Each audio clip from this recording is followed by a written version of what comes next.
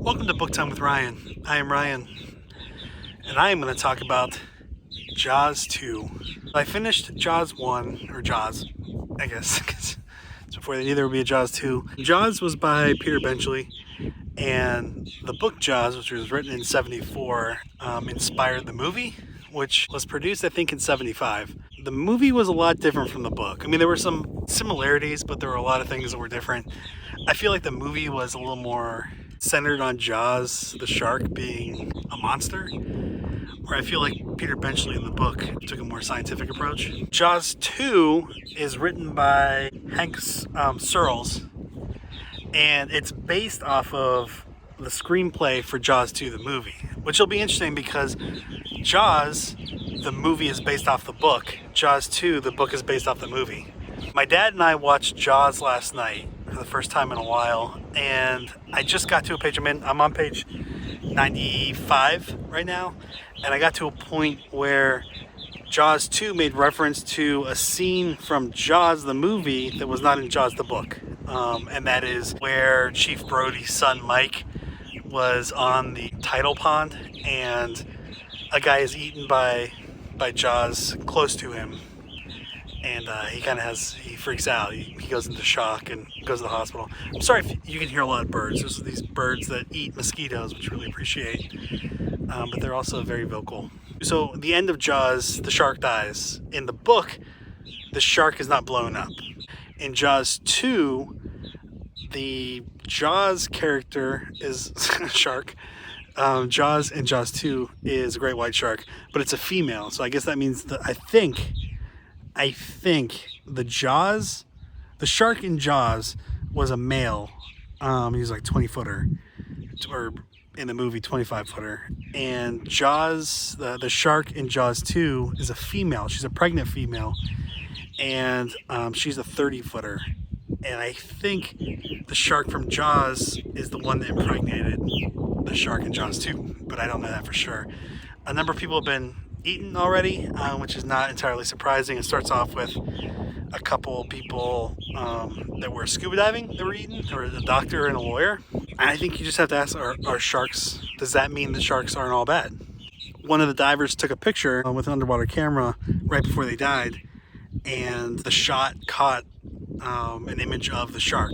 But the guy who works at the pharmacy, he wants to sell his land before people find out that the shark is back. He thinks it's the same shark. It's not. We know that as the readers, but he believes that Chief Brody and the town leadership had lied about this other shark, and they never really killed it. I mean, that's what he thought after he saw the picture, but we know it's a different shark.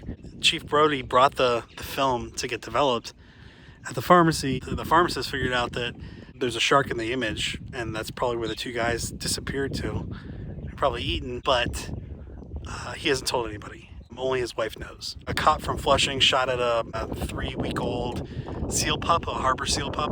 A boat exploded when a guy was trying to shoot at a shark that had just eaten his girlfriend or his wife. I think it was his wife, while she was water skiing, but he hit the gas tank and the boat blew up. And Chief Brody right now is investigating the 2 missing divers because they found the boat that the divers were on without the divers. So he's trying to figure out if this police officer from Flushing accidentally shot the 2 divers thinking they were seals. Also, it's a federal violation to shoot marine mammals like seals. No one knows that there's a shark yet, except for the pharmacist. And it's probably irresponsible of the pharmacist to keep that information from people. I want to see Jaws 2 now, but I'm going to wait until after I'm done reading it. I think this is 2 years after what they call the Trouble. And the Trouble was the shark attacks, how that killed the tourism industry. So 2 years later, and they're kind of having a rebound. Part of that's driven by possibly they're going to have a casino open up. But if this is another killer shark in their waters, they're probably going to take a bigger hit.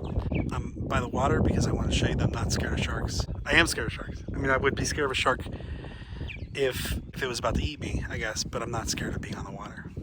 Jaws 2, enjoyed in the water. I put a shark in there last night. Is that okay? Is it a smart shark or a dumb shark? Dumb shark, but it hasn't been fed for How big? 23 feet. So bigger than the pool.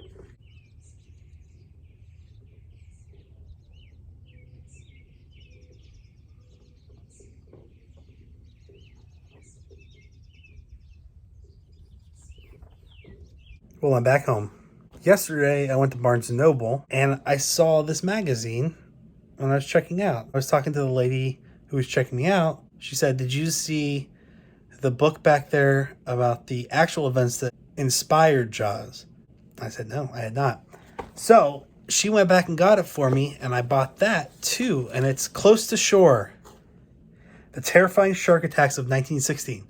In 1916, a bull shark swam up a creek in New Jersey and killed 4 people. Eventually, they caught the shark and they cut it open and they found human flesh. If you don't know, bull sharks can spend a lot of time in fresh water. I believe, as far as shark attacks go, bull sharks are the most dangerous to humans. I'm on page 178 of Jaws 2. I'm really enjoying it. I didn't think I would enjoy it as much as I am. I wanted something like this. I think the thing that I'm realizing is that dolphins do not fare well in Jaws. In Jaws, the first book, Quint uses a dead baby bottlenose dolphin to attract the shark. In this one, an underwater demolition team from the Navy uses a bottlenose dolphin to locate missing people or missing things, missing military things. I don't actually know what he's looking for, but I think mines. It might be used to detect mines. I realize this is post-production edition. I realized I'd never actually said what happened to the bottlenose dolphin in Jaws 2. Dolphin was raised in captivity, so it felt a strong connection to its human handlers, but also it sensed the presence of a great white shark and kind of had an internal battle between its loyalty to the humans and its natural defense against the shark. When it actually caught sight of the shark, it realized that it was way too big, 30 feet, to do any kind of damage. So the dolphin led the shark away from the handlers, the divers, from the underwater demolition team. And once the dolphin felt that it was safe, it returned to the location that they were searching. It found the sonar ball. It dropped its defenses, or its awareness of what was going on around it, and it was killed by the great white shark. That's 2 dead dolphins in 2 separate Jaws books. And we'll see what happens in Jaws the Revenge if there's another dead dolphin in that. I like dolphins, so I don't want to see too many dolphins die.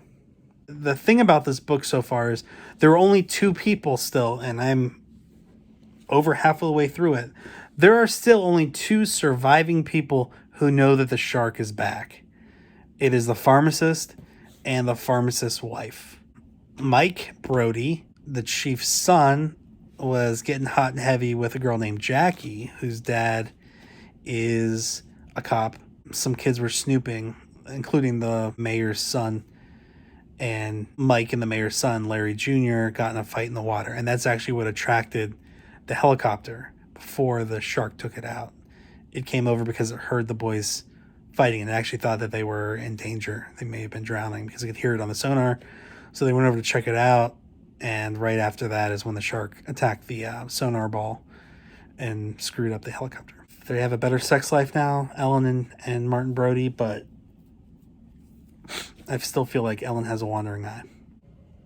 Shit just got crazy. The gangsters shot up the pharmacy, killed the pharmacist. His nephew was just shot and killed, and now people know that shark's back. It's not really back, it's a new shark. There's also a sailing regatta. Everyone's kids are at the regatta, including the gangsters and Brody's and the mayor's son. And fog's coming in. Things are getting crazy. They're getting crazy. He just shot up downtown Amity. There's no coming back from that. I finished Jaws 2. It was excellent. It ended kind of the same way as the movie. In the movie, Chief Brody made the shark bite the underwater power cable. In the book, the shark was attacking the boat they were on and bit the cable accidentally and was fried and had just given birth. The other thing that I didn't talk about was there's a character named Tom Andrews who was really nice to the kids and was helping them get their diving qualification.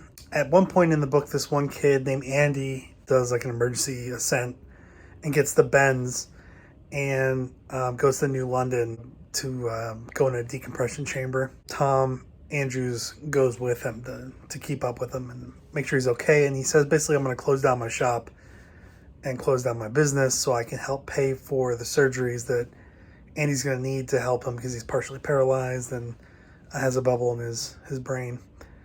there was a reward offered for finding the black sonar ball that the helicopter had lost. It was $1,000 reward, and Tom Andrews wanted to go find that so he could help pay for the surgeries that the kid would need. While he was there, he was attacked and killed by the shark too. Which is bad because I actually, he was a really great character. Like, he watched out for the kids, he did the right thing. He was also really nice to Chief Brody. Everything about him was cool. And he was doing everything he could, and he was smart about it to avoid the shark and to try to survive, but he couldn't. That's Jaws 2. I would give it 4 or 5 stars. I liked it a lot. It was better than I thought it was going to be. The last book of the trilogy for Jaws is Jaws the Revenge. I think it's going to involve Chief Brody's son and the offspring of the shark that just died. The end of the book is the baby seal pup, Sammy, who had been tended to by Sean, Brody's son. The seal is back out at sea looking for his mother. His mother's dead. We know his mother was eaten by the shark. He doesn't know that. When he's swimming looking for food and looking for his mom, he gets that sense of fear. And what he is fearing is the offspring of the giant shark. The giant shark's dead, but she had given birth before she died. And the seal senses that the miniature version of that giant shark is hunting him.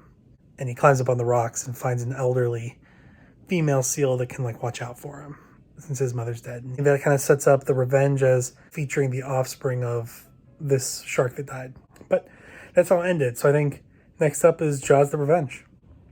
Nicely done, Hank, the author of Jaws 2, and we'll see how Jaws the Revenge is.